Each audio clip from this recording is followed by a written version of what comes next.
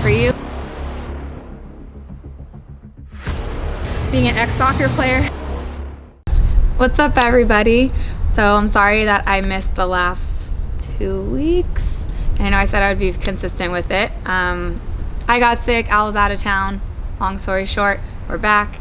And this topic has been something that I've been avoiding, to be honest, because it is definitely something that I think is expected of somebody in my industry and asked for a lot, but I didn't ever feel like it was something that I should be or need to be helping people with. And it's the topic of nutrition and meal guidance and advice and planning.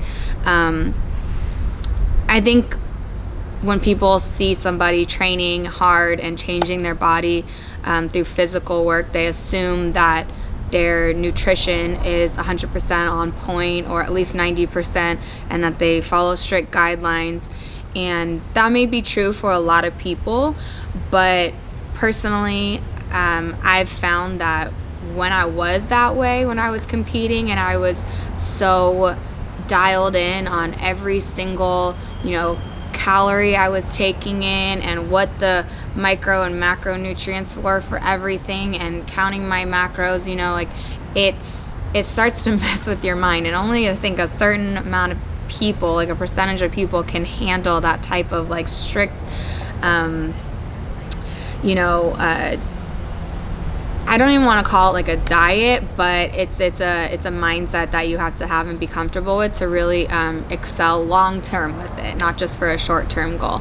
So when I look at coaching girls and giving them advice, I have made it a point now to say that I don't do nutritional guidance, and it's only because I know that there are so many different styles and ways that you can incorporate different nutrition plans into your life, and they can change at different times, and it can need to be altered depending upon things you're going through, where your hormones are at, what you're doing. He's trying to hate on me, these homes. What you're doing in your life. There's just variables, there's factors that I think are more important. And I'm always gonna get down to the actual nitty-gritty about it, is that the experience I've had and the growth I've had lately in terms of what your mental has to do with your physical changes, I have found that more than anything, when your mind is right, whatever you're putting in your body, it's gonna make sense for your lifestyle. But that doesn't mean, okay, go eat chips, candy, pizza, everything, put it in my body, I'm training, it doesn't matter. It means listening to your body about what you need and learning to be an intuitive eater. And I'll talk more about that in this video, because that's what I've decided and kind of naturally guided myself towards being. And I want to teach you a little bit about what that is, and especially for women and for girls, what we really need to fuel our bodies and to keep our hormones leveled and balance, our mental state when we're training. There's a lot more that goes into it. So not saying this video isn't for the men, but this is definitely for you women, because this is a question I get all the time, and I just want to clear the air about it and give you a little bit of guidance on where you can start and how you can begin to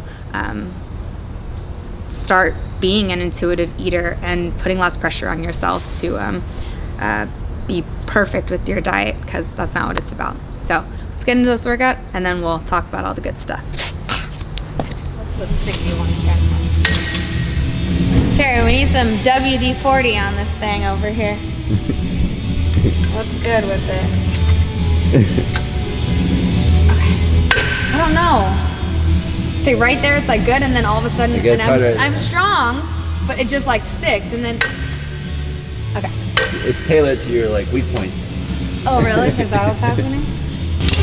I put my tricep extensions on 40 to 45 pounds depending on the machine.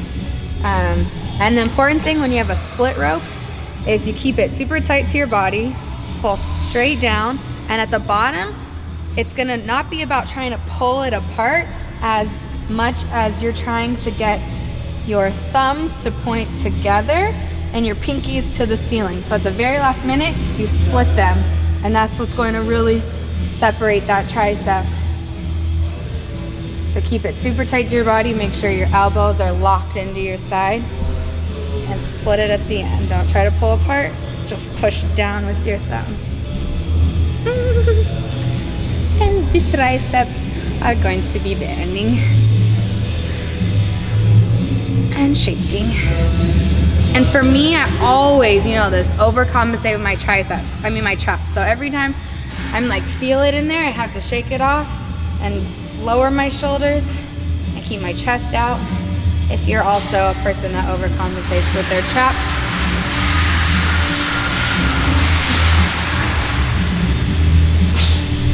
hold the last one, and then rub them out. That's the secret.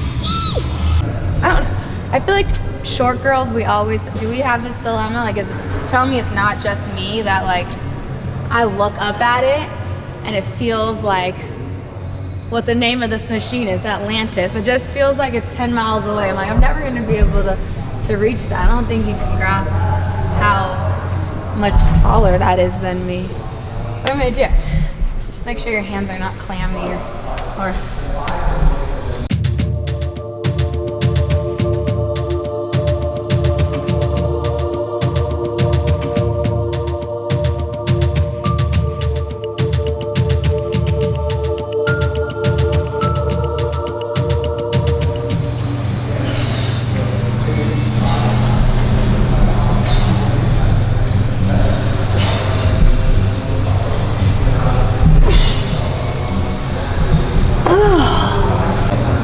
I hate that I can't see myself.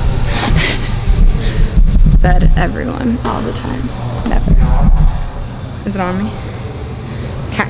So before I get into my next workout, the idea of intuitive eating was not something I ever understood. When I started learning about it, I realized I've always done it. And especially as a female, when you start to really understand how your body works and you are eating foods that actually fuel the nutrients that you're losing every month, as we all do, or most of us do, and you replenish those, you realize your body will naturally want certain foods to replenish the minerals that you're losing. So when we crave things like red meat, you're needing like iron, and then when you crave like sweets, you usually have a different imbalance in your body. So I'll actually put a link in how I started learning about it. Was a few different websites, and I'll put them in here. There's an app tracker for like tracking your periods, and then so you can find out at what times you need to start eating certain foods or replenishing your body with certain nutrients.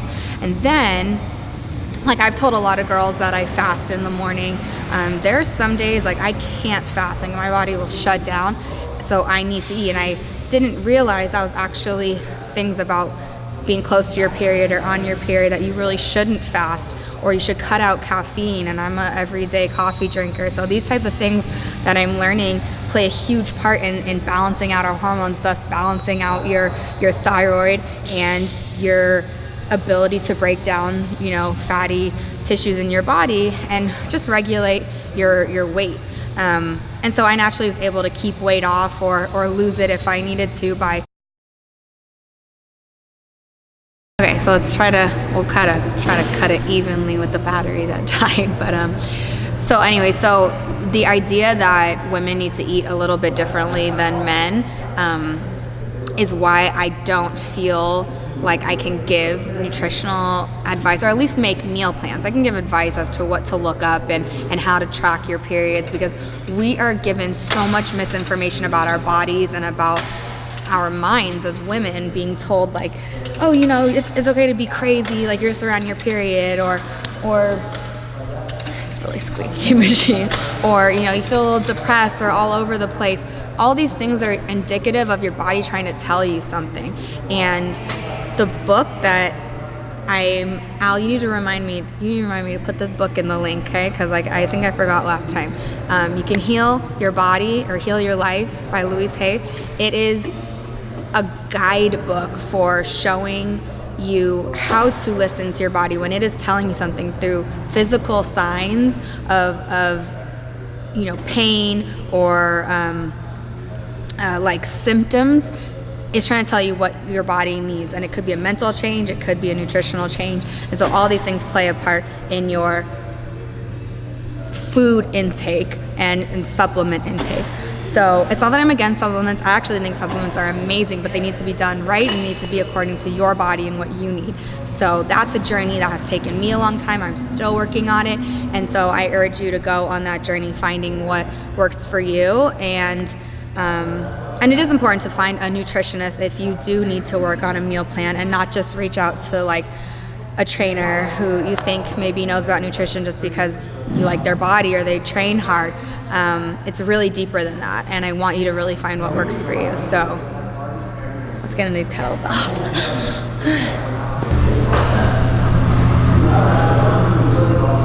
If you're like me and have shoulders that if the microphone got close enough, it would be cracking, thanks to my awesome genetics of my family having kind of shitty, weak shoulders.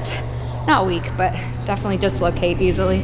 You really want to make sure you keep that kettlebell or the plate, whatever you're using, close to your body. The second you start to bring it out, puts more tension on your front shoulder and thus your bicep tendon and your rotator cuff, which is all stuff that I have damaged. So be really sure it's like close to your body, elbows to the ceiling. Oh my God, if you could zoom in on the sounds that are coming out of my shoulder right now. One time on my varsity soccer tryouts in high school, I was a freshman. Second day of tryouts, dislocated it, had to keep going for a week. Second time, I was moving a refrigerator for a garage sale. That was awesome. Third time, I was at the gym.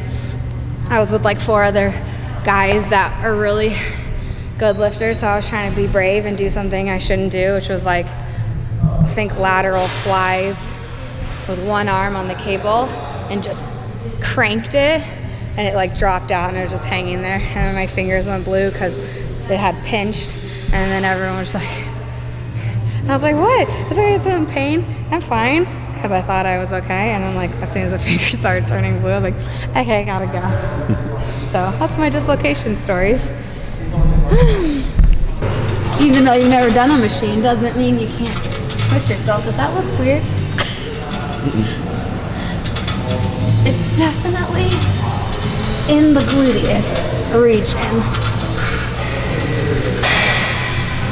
You know me, I incorporate legs into everything, and since I'm doing a burnout at the end and tire flips, I want to just activate my glutes more than anything so that they're not cold when I go into these tire flips and then the burnout circuit.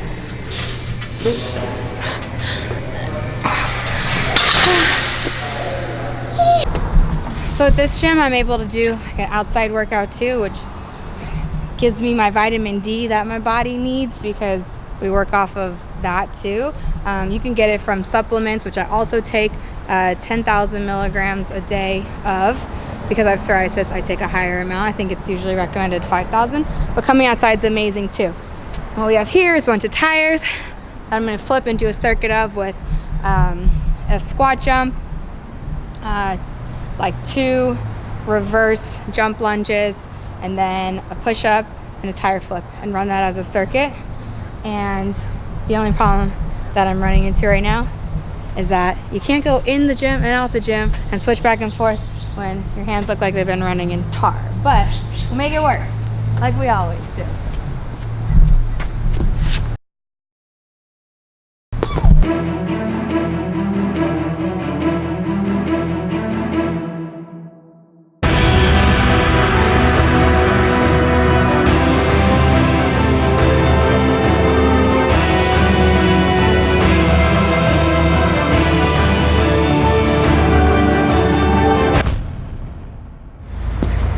I'm gonna end it with this. This might not have been a video that you're expecting, but I really hope that it hit home for some of you in regards to understanding what's going on with our bodies and what we can do to control our mental state during certain times of our months and our bodies and how they're responding to certain foods, supplements, etc.